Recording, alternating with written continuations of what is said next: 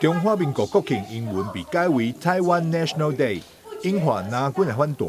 前总统马英九竟表达将拒绝出席国庆晚会。台南市议会国民党团3日召开记者会，表达不满，认为民进党这安排根本是咧帮赖清德选总统咧做事。2023的 Taiwan National Day，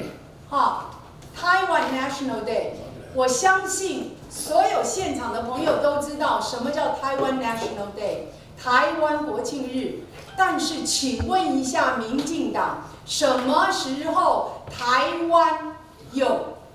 成立它的国庆日，有它的国庆日了？那另外呢，就为了要混淆视听，为了要让大家搞不清楚，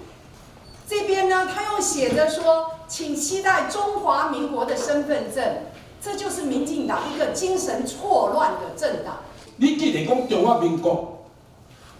是一个台湾是一个主权独立的国家，那国庆就让我们喜欢中华民国的人进去到现场发放国旗，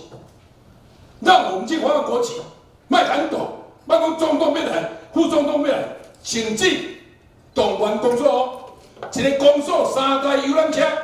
要甲赖清德碰到，这明明为了选举嘛，哦，这公文公所发的哦，一个公所3台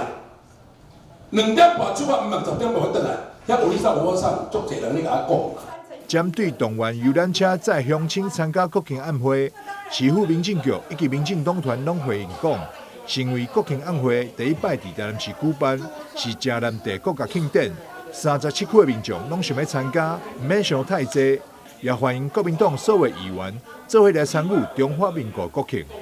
记者张秀仪采访报道。